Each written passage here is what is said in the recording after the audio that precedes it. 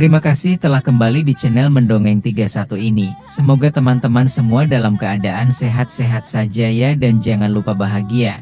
Kita ulas sedikit apa yang terjadi di episode sebelumnya, yang dimana kita dilihatkan bagaimana Feng Hao dapat memukul jatuh Huku yang memiliki postur tubuh yang lebih besar daripada Feng Hao. Setelah terkumpulnya sisa-sisa kekuatan Feng Hao, yang ia dikumpulkan di kepalan tangannya, kekuatannya itu pun terfokus pada kepalan tangannya, dan menyelimuti kepalan tangan Feng Hao seperti sarung tinju yang berbentuk seperti kepala harimau, itulah Tiger Glass. Mereka pun akhirnya beradu pukulan, akibat bentrokan energi yang sangat dahsyat itu, mengakibatkan ledakan yang kuat dan asap putih pun membumbung tinggi menutupi kedua petarung. Setelah itu semua terjadi. Kedua petarung ini saling membelakangi dengan sikap Feng Hao yang membungkuk, dan Huku pun masih dapat berdiri tegak. Tak lama berselang tanpa diduga-duga, Huku pun terjatuh di panggung pertandingan itu. Dan Huku yang memiliki postur tubuh yang besar serta kuat, ia pun tidak dapat menggerakkan tubuhnya sama sekali. Di pertandingan ini pun akhirnya dimenangkan oleh Feng Hao dengan dramatis. Setelah terpintas putus asa dalam benaknya, namun setelah kemenangan Feng Hao, ternyata keluarga yang itu memiliki dendam yang sangat kepada Feng Hao, yang dikarenakan oleh terlukanya Yang Kui. Dan mereka pun memiliki rencana untuk Feng Hao. Apakah yang mereka rencanakan? Kita akan mengetahuinya pada episode 16 ini, dan ini adalah sepintas kisah Feng Hao di episode 15. Dengan tidak perlu berlama-lama lagi, inilah bela diri sang pemberontak episode 16. Di malam hari yang tenang dan sepi, Feng Hao pun melakukan meditasi untuk mengembalikan kekuatannya dan menyembuhkan luka-luka dalamnya, yang ia dapati di dalam dua pertarungan sebelumnya yang ia lakukan berturut-turut tanpa jeda istirahat sedikit pun. Jadi Feng Hao pun banyak kehilangan kekuatannya, baik itu kekuatan fisiknya maupun kekuatan spiritualnya. Di dalam meditasinya yang sangat fokus, ternyata ada seseorang yang sudah mengintai Feng Hao dalam meditasinya, dengan pergerakannya yang cepat. Seseorang dengan menggunakan topeng penutup muka dan seluruh badannya tertutup oleh jubah berwarna hitam ini mendekati Feng Hao yang sebagai target utamanya. Dengan kecepatan reaksi yang Feng Hao miliki, ia pun terperanjat dari meditasinya dan bersiap dengan kuda-kudanya, dan Feng Hao telah siap menerima apapun yang terjadi seraya berkata, "Siapa di sana? Tunjukkan dirimu!" Teriak Feng Hao memanggil sosok yang mengganggu meditasinya. Dengan tatapan yang tajam, sosok berjubah hitam ini pun bergumam mengagumkan. Reaksinya lumayan cepat juga sebagai seseorang di peringkat 5. Seketika sosok berjubah itu pun menerjang Feng Hao dengan mencekik lehernya dan mendorong Feng Hao hingga terpojok. Dengan aura membunuh yang sangat pekat, sosok itu pun terus mencekik dengan kuat dan semakin keras cekikannya seraya berujar, "Sudahlah, jangan ditanyakan pertanyaan yang membosankan itu. Dan jangan berpikir bisa lari dari cengkeraman tanganku ini." Dengan mengerang kesakitan, Feng Hao pun tetap berusaha untuk bertahan dari cekikan itu, seraya mendengarkan ancaman dari sosok pria yang menyerangnya dengan perbedaan yang sangat jauh baik dari peringkat maupun kekuatan fisiknya. Feng Hao pun tidak dapat berbuat banyak untuk menghadapinya, dan pria misterius itu yang sudah mendapatkan targetnya pun berujar, "Sudahlah, jangan tunjukkan wajahmu seperti itu. Ada yang membeli nyawamu, dan aku hanya melakukan bisnis untuk mendapatkan uang saja. Jadi janganlah kau marah kepadaku." Setelah mendengarkan perkataan sosok pria misterius itu, Feng Hao pun berpikir dengan keras bagaimana meloloskan diri dari cekikan itu. Di dalam waktu yang semakin sedikit, serta udara di dalam paru-paru Feng Hao pun semakin menipis akibat dari cekikan yang kuat dari pria misterius itu. Dan dengan kekuatannya yang ada, Feng Hao pun mencoba memfokuskan kekuatan di tangannya. Dan dengan cekatan, Feng Hao bergerak mundur untuk melepaskan diri dan sekaligus mengeluarkan serangan kepada sosok pria misterius itu.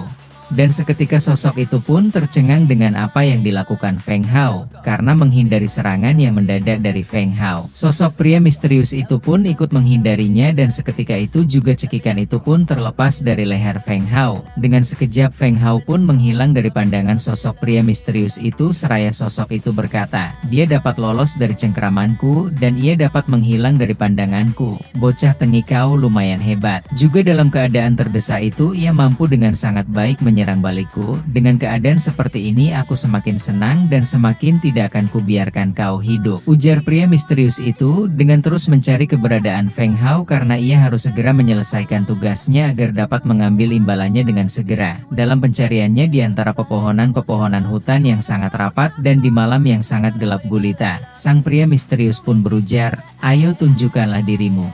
Keluarlah, aku kan melenyapkanmu dengan sangat ringan dan kau pun tidak akan merasakan sakit sedikit pun. Sementara Feng Hao yang masih bersembunyi di belakang pepohonan dengan memegangi pundaknya yang terasa sakit setelah dengan sekuat tenaga Feng Hao melepaskan diri dari cengkeraman pria misterius itu. Seraya bergumam, apa yang harus aku perbuat? Jika aku bergerak dia akan dengan mudah menemukan posisiku. Aku harus terlepas dari sosok ini atau dia akan menghabisiku. Aku harus berpikir dengan cepat, bila tidak dia akan segera menemukanku dan pasti akan membunuhku. Aku harus meminta bantuannya. Guru, di mana kamu? Aku membutuhkan pertolonganmu, ujar Feng Hao yang terus bersembunyi di belakang pohon besar. Namun setelah dipanggil-panggil sekian lama guru dari Feng Hao pun tidak kunjung terlihat. Otak Feng Hao pun terus berputar dengan cepat untuk merancang dan memikirkan taktik dan strategi untuk melawan atau menghindar dari si pria misterius itu. Ia pun bergumam, "Sudahlah guruku, kali ini tidak dapat diandalkan, aku pun hanya bisa mengandalkan diri sendiri. Dan sekarang lenganku sudah lumayan enak. Biar aku mencobanya." Feng Hao pun bersiap untuk keluar dari tekanan ini, sementara sosok pria misterius ini tetap mencari keberadaan Feng Hao. Sepintas ia merasakan keberadaan Feng Hao, pria ini pun melirik ke arah salah satu pohon, di mana di belakang pohon itu terlihat bayang-bayang Feng Hao di balik pohon. Dengan wajah yang tertutupi topeng, pria itu masih dapat tergambar kebahagiaan di wajahnya karena ia akhirnya dapat menemukan Feng Hao, yang sedari tadi dicari-carinya. Segera dengan cepat pria misterius ini pun melesat untuk menyergapnya dengan cepat, untuk segera menyelesaikan tugasnya, yaitu menghabisi Feng Hao. Yang dimana sudah tampak dengan jelas baju Feng Hao yang menyembul keluar dari belakang pohon besar, dan dengan hanya melompati beberapa pohon saja ia pun tiba dengan cepat di tempat bersembunyinya Feng Hao, serta melihat apa yang ada di balik pohon itu, dan ternyata di balik pohon itu hanyalah baju Feng Hao yang ia gunakan untuk mengalihkan perhatian si pria misterius ini. Sementara itu ia pun tersentak melihat trik yang dilakukan oleh Feng Hao. Dan seketika itu juga si pria misterius itu merasakan adanya tekanan aura yang kuat dan siap menerjangnya. Dengan keterkejutannya ia pun segera menoleh ke atas yang dimana arah datangnya tekanan aura tersebut, dan ternyata di sanalah Feng Hao yang sudah siap untuk menerjangnya dengan kekuatan barunya. Loncatan Feng Hao itu pun dipenuhi aura kekuatan baru.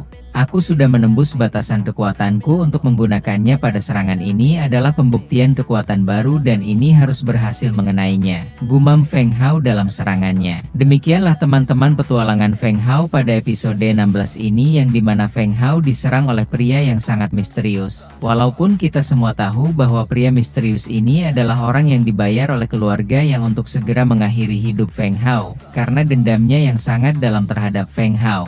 Namun tanpa diduga-duga pria misterius itu pun tercengang dengan kepintaran dan kekuatannya. Feng Hao pun untuk saat ini ia dapat meloloskan diri dari cengkeraman si pria misterius itu dengan peringkat yang baru Feng Hao dapati, yaitu peringkat 5. Dan Feng Hao pun dapat membuka jurus barunya, yang akan kita ketahui pada episode yang akan mendatang. Apakah Feng Hao dapat lolos dari sergapaan pria misterius utusan keluarga yang ini? Terima kasih teman-teman telah menikmati channel ini, dan tidak segan-segan untuk selalu mengingatkan untuk memencet tombol subscribe-nya, tombol like-nya, dan aktifkan juga lonceng untuk tidak terlewatkan episode baru dari Mendongeng 31. Terima kasih.